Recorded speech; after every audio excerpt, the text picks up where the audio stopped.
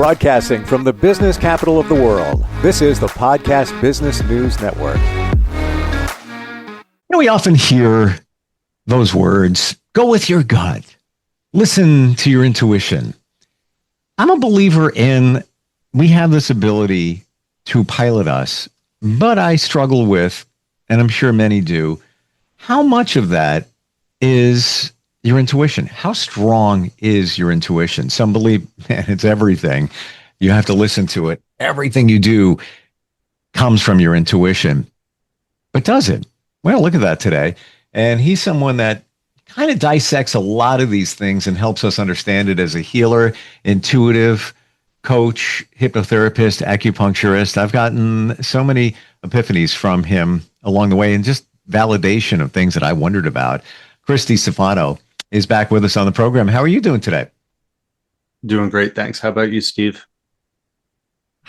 Very well, and curious where we're going to go with this today, because that's what the beauty of when we get together. That's why you're the professional of the year. You have a direction. you know, somehow instinctively, maybe it's your intuition. We go in certain directions, and there's beauty that gets uncovered from that. Let's boil down to basics to start here. Let's establish we all have intuition, correct? And how do you define what intuition is? That's a great question. Yes, we do all have it. Now, I'm going to go a little bit backwards to move forward. That's a great way to shoot an arrow or a slingshot. There's a fantastic book, My Stroke of Insight. And that's Dr. Jill Bolte Taylor. She's a neuro PhD. She had a massive stroke that took the left side of her brain offline. And she documented her recovery. It took about 8 years complete recovery. When the right side of her brain was the only one running, she was completely connected to the oceanic consciousness. She was in a state of bliss. She was connected to what we would call divine or God consciousness. Now that side of the brain, our consciousness, our awareness can only hears really well what we would call the inner voice. That's the left side of the brain. That's also, as I've said before, the biblical definition of the devil. It's the rational, logical, separate, judgmental, verbal side of the brain.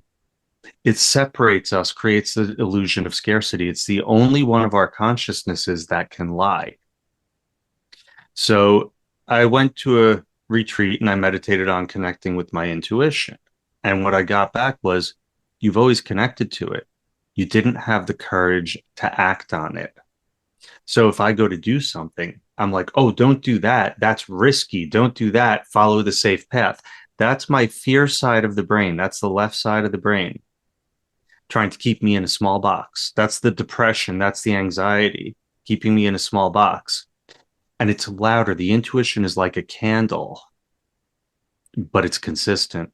And then this is like the sun. You can't see the candlelight until we block out the noise from that sun.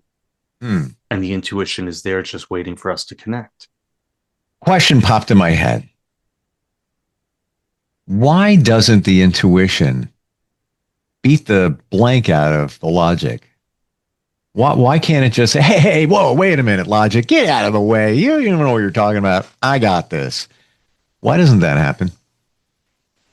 Oh, people have been playing this game for the ages. My theory, my speculation is that's where the growth is. The growth is learning to trust and love yourself enough to do it. Learning to building that faith, overcoming. This is called shadow work. Being able to take. So let's say, let's use the 4-minute mile. Everyone was told, oh, you can't beat 4-minute mile until someone did. So up until then, that was belief systems limiting the physiology of human beings. Now we do the same thing in every facet of our lives. Oh, well, you can't take that risk and become an artist. You have to follow the safe path.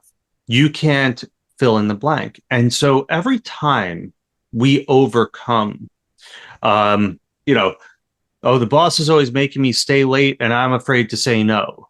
when you start to trust, and it's killing me. I've had patients like this.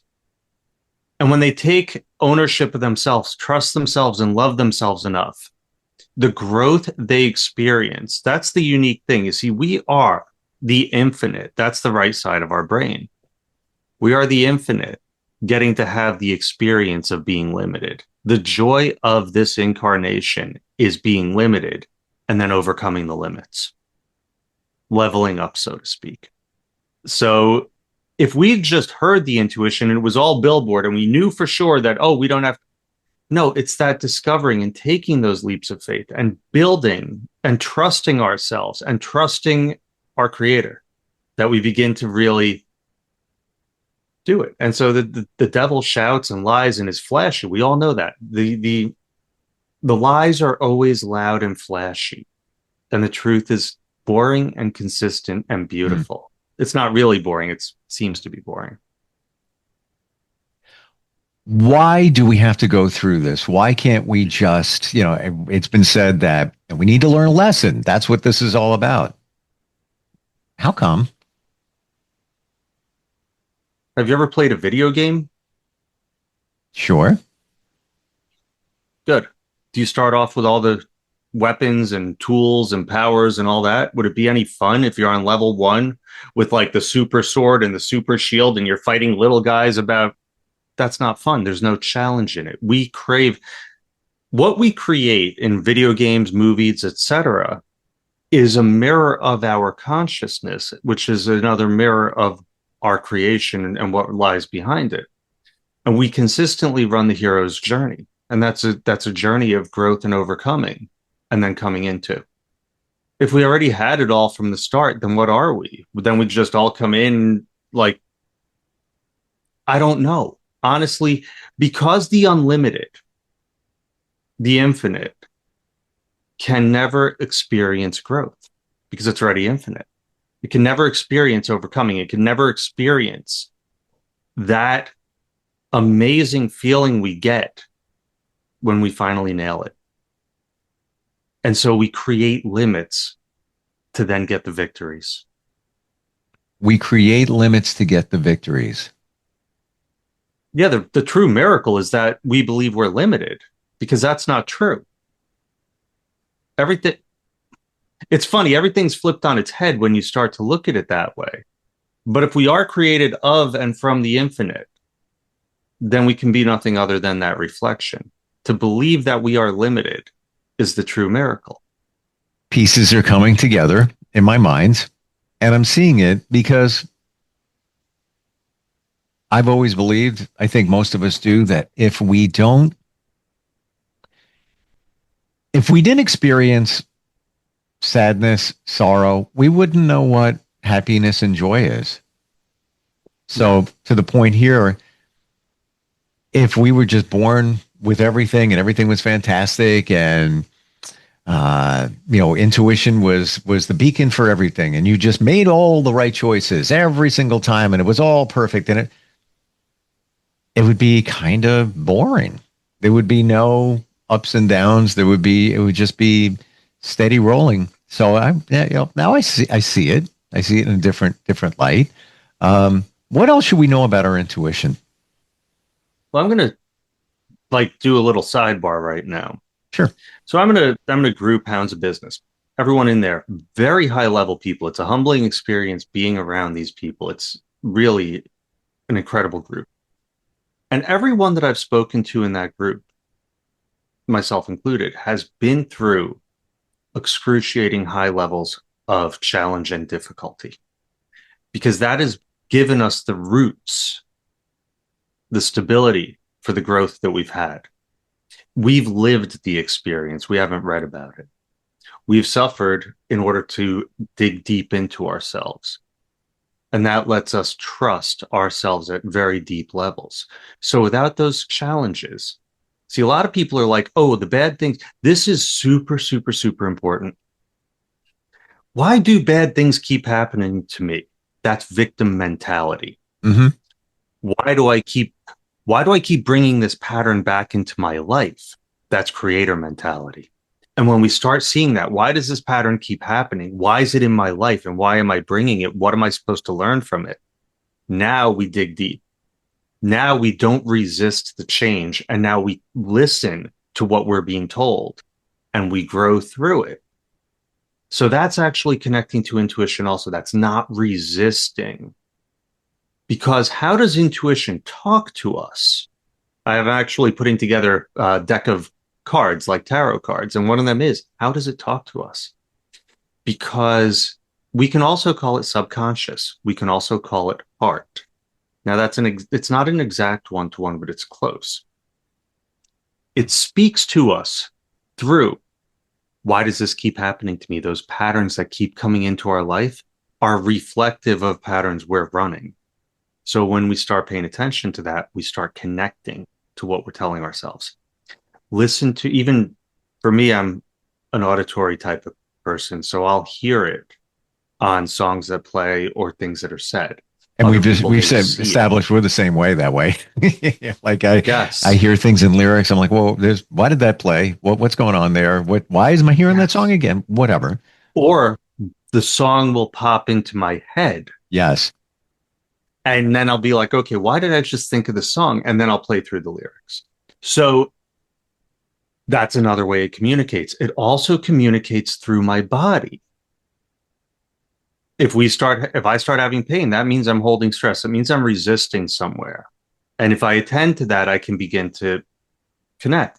It comes through opportunities or people that cross my path. Intuition is internal and external. How do you mean that?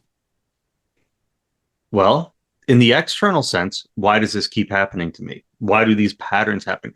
Or I'm thinking about a business venture, and then I happen to run across one. We bump into each other and start talking. And that's a form of, we can call it synchronicity, but it's also an external intuition.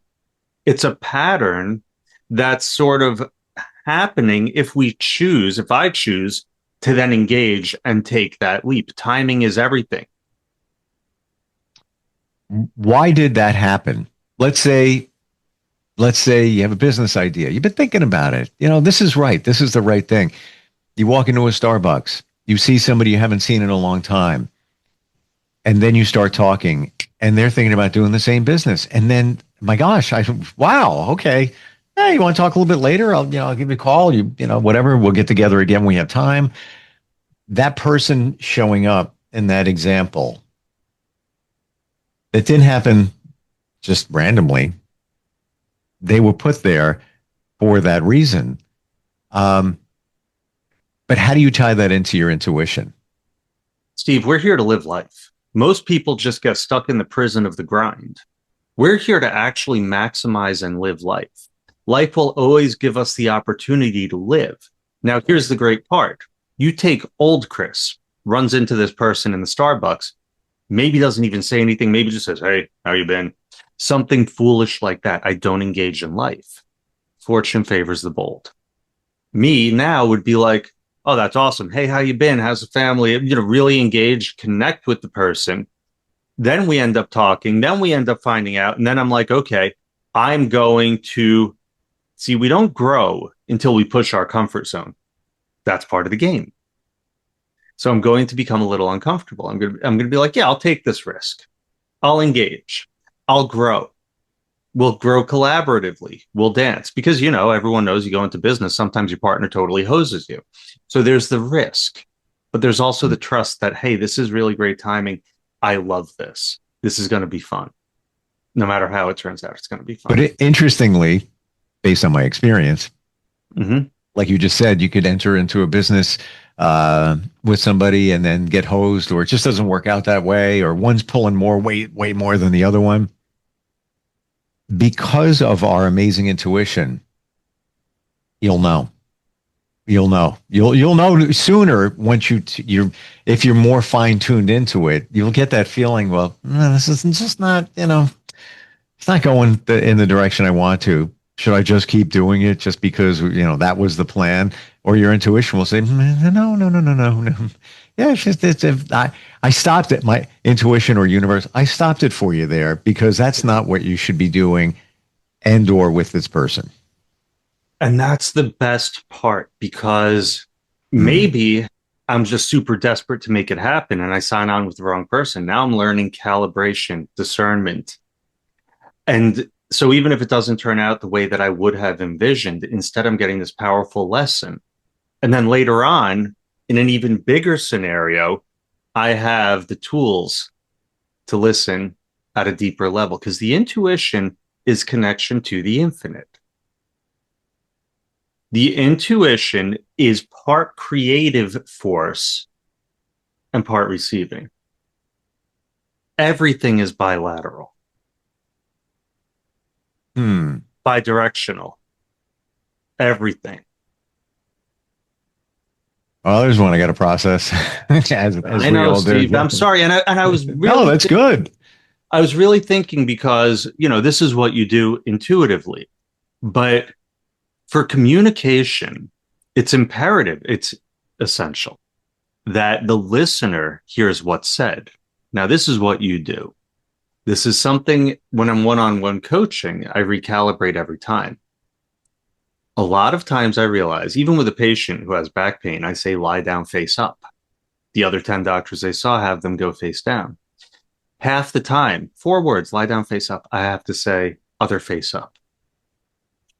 Because even those 4 words, they don't process right because it's outside their normal habitual belief system. So a lot of what I'm saying is hard to connect to. Basically, what I'm going to say is the intuition is always there, always. But there's so much noise in the Yep. fear, logic, scarcity side of the brain, which has incomplete information that we tune out or we argue away what our intuition is giving to us and usually use fear as a way of doing it. Is fear the baseline for everything here? Fear is separateness. Fear is lack of belief or faith in ourself and in our creator and But in our world. ultimately, isn't that, why don't we listen to our intuition? Fear. Why don't we take that chance when we're feeling something or opportunity presents? Fear. Is it always going back to fear? I was speaking with someone the other day. They were like, "Money's the root of evil." I'm like, "Money's not anything. Money is It's a piece of amazing paper. because it's both energetic and physical. So it bridges consciousness. It's an amazing concept. What's really the problem is greed. And what's greed? Greed is fear. No matter how much these people have, they become hoarders and stackers because it's never enough because they're afraid. So if you look at almost anything that's what we would call bad, underneath at the very core of it are levels of fear. When someone's coming from that place of trust and love and abundance, you're not running into that scarcity and hoarding. Oh my God, Steve, the best thing in the world is a chapter I just put in my cards. Altruism.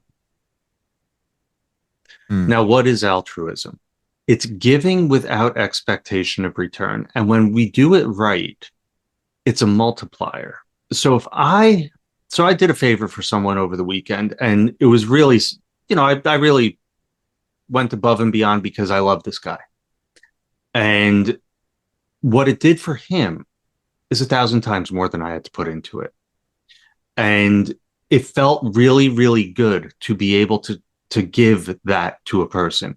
So altruism at its core is kind of really super selfish because it feels awesome. Mm. And that is operation from love. Now you operate from greed, fear, scarcity. That's how you screw people over. You betray people. There's a core issue there that makes us feel not good. And the more we feel good, the more we do that good, the more we do the altruism, the more we do from that place of abundance and we have infinite amount to give, the better we feel. And the more we'll connect to intuition also because we have forces, we have power. The right side of the brain is working with us. We have the wind at our back. I've often heard that there needs to be an exchange when it comes to, call it, money, but it's really not about money. It's about energy. I once worked with somebody, somebody does Reiki, and they said, yeah, no, that's on me, no charge. I'm like, yeah, I don't do that. She goes, no, I want you to see what it's going to feel like, but you need to send me $1. And I'm like, what? She goes, yeah, Venmo me $1. She goes, make sure you do it. And then I asked for the explanation. She did something for me. I need to return it. It could have been a penny. It doesn't matter. And it's not even about the money. It's about the energetic exchange that needed to take place. Yeah. And that's true in most cases. Although random acts of kindness are also very highly valued. So in a transactional, you're getting something back from the person. In an altruistic, the feedback happens at a different level. That's like spirit level feedback. And it feels like, you know, if you ever volunteer somewhere and you're just giving, and you're giving because that's what you are. You're giving because you can. You're giving because your cup runneth over. Then you're filled, and that just pushes up the vibration. It brings us into ourselves. Well, it's been said, and I'd love to get your feeling on this. Always do the right thing, because the right thing will come back to you. You shouldn't be doing it for that reason, but that's just kind of a universal law. What are your thoughts on that? I couldn't agree more. But the caveat is, what's the right thing? You see, most people fall into I should be, which is conditioning. The right thing is what the heart says. The right thing is where our truth is. So really, that's intuition now. We're connecting to what's coming from that place of love and abundance, not the right thing of. So do the right thing frequently is following obligations. And if that's not authentic to what you want to do, now you're in a place of being false. So the right thing is always doing what's authentic. Thank you for saying that, because it's clearer. And I do believe, though, do the right thing for all, or the greater good, because many of us can say, I did the right thing, but you're just benefiting yourself. If it's for the benefit of all, or as many that can benefit from it, then maybe it's the same thing now that I'm thinking about it, because it's coming from a place of authenticity. Well, that is one of the greatest traps, is we're told that if we take care of ourselves, it's being selfish. But it's actually self-care. Learning to do that. So if we're taking care of ourselves from a place of fear, now we're that hoarder, that stacker, that whatever, and that we hate humanity and we just want to take me. But if we're taking care of ourselves from a healthy place, it's taking that time to do self-care, to love ourselves, because it says right there in the Bible, you know, love thy neighbor as you love thyself. Now, I've said this for years. Most people hate themselves. Now, if you hate yourself, how are you going to treat the world? Yes, you are the most important person in your world. If you do not take care of yourself, you cannot give as fully. You are less than. So self-care helps, brings your energy up, brings everything. You have more to give. Yep. When you are operating from that authentic core. When are you doing those cards? I think it's a great idea. It's, you know, and I have tarot cards. They're actually angel cards, and I'll, you know, mess around with them from time to time. And I wonder if it's how to interpret them. And it's very simple. It's not like your typical deck of cards, because it's an angel deck. But it sounds like yours would be intuitively very easy to understand. It's so easy. I'm just going to read you one real quick. Sure. This is a simple one. Look at nature. Nature is always in perfect flow. Let it remind you of your natural state. It operates in so the core teaching, it operates in perfect harmony without effort or stress. Trees don't worry about growing. Rivers don't struggle to flow, and flowers don't doubt their beauty. Connecting with nature reminds you of your own natural state of ease and flow. Action steps. Spend a few minutes really looking at something natural, a tree, clouds, water, even a single flower. Don't just glance, truly observe and connect. Notice colors, textures, movements. Let yourself feel part of this. Why it works. Nature viewing reduces cortisol levels and activates the parasympathetic nervous system. It shifts your brain from analytical left hemisphere to the intuitive Geez, right hemisphere. You remember that you two are part of nature's perfection, not separate from it. Love that. Love that. And even more so that why it works. All Don't right, you love how it always comes full circle? I did not pick or control that. You picked intuition, and that just happened to be the card that I was given. This is outside world intuition. Remember I said external intuition? Yeah. That's our confirmation. We didn't plan this out. We just... I swear. I just switched over. I swear. Same. And I don't even know why the word intuition came up. We were talking about something off air, and I said that word. I'm like, maybe we should be talking about intuition today. I don't know. Apparently, we should be and did. And that's how they talk to us. That's how we hear. That was our confirmation that we were doing what we were supposed to. Gotcha. Yeah. I love that feeling. Right. Yes.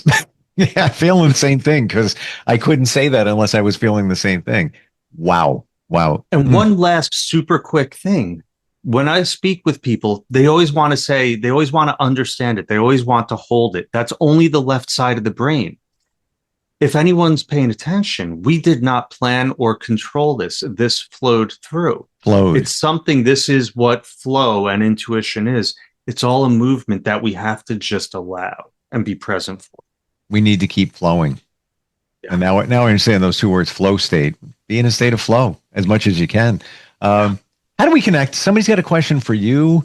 And you do many different things. What's the best way to get to you? Scarsdalehealth.com is my acupuncture site. It's always easy to connect. Level3coaching.org. That's my website for the coaching. I'm on LinkedIn, YouTube, all sorts of stuff. And eventually I'll be putting out these cards. I just have to look into publishing. But yeah, they're pretty cool. I agree wholeheartedly. And again, how you break it down, because some of us, how it works, some might not even care or read that. Me personally, I like to know about the parasympathetic nerve system and all of that. What's at play behind the scenes. Very cool. Thank you for today, as always. Always fantastic. My pleasure, Steve. Thank you. Thanks, Chris. We'll be right back.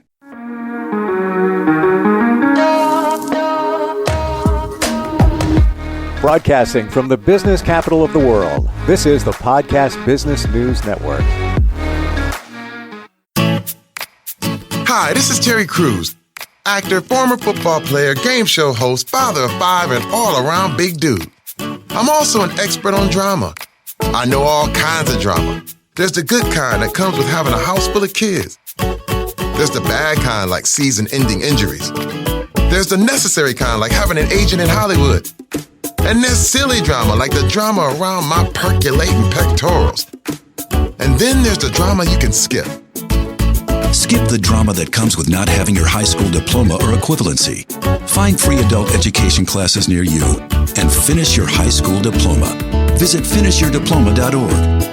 Or text diploma to 97779. Message and data rates may apply. Reply STOP to opt out.